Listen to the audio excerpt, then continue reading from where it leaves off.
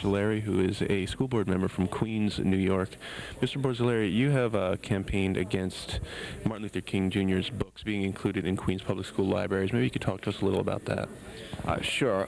The problem in my school district, like in many of the school districts in the city of New York, is that they're obsessed with multiculturalism, obsessed with anti-Western civilization propaganda. And my particular problem with the Martin Luther King book, I certainly do not object about teaching about Martin Luther King as a historical figure.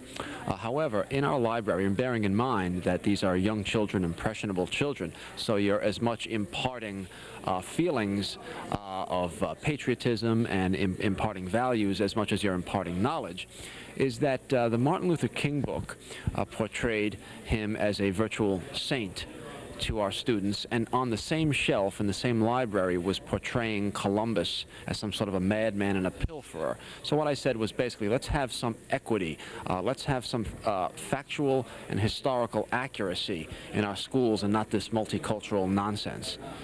Would you agree with opposing views of both of those men on the same bookshelves as opposed to just one?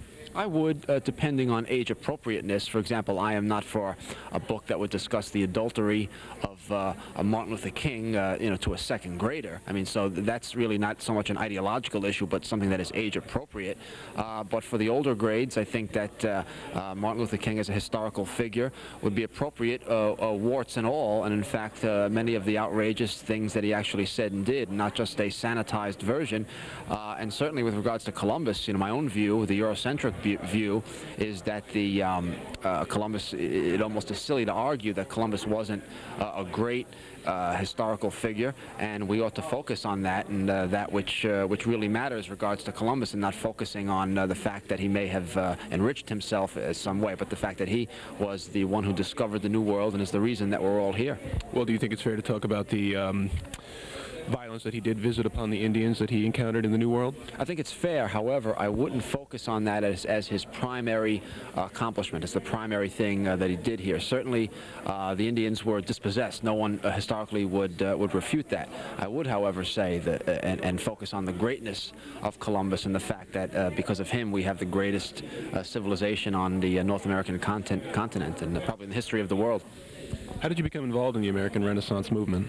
Well, as a elected member of New York City School Board, I had made a lot of news, specifically on the Martin Luther King issue and wanting to ban multiculturalism and bilingual education on the New York City School Board.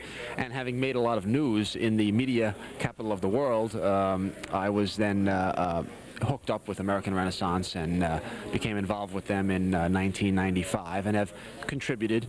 And actually, the New Century Foundation published my first book, The Unspoken Truth, which is not only available at barnesandnoble.com, but it is on the American Renaissance website. So it's a very happy marriage and happy alliance.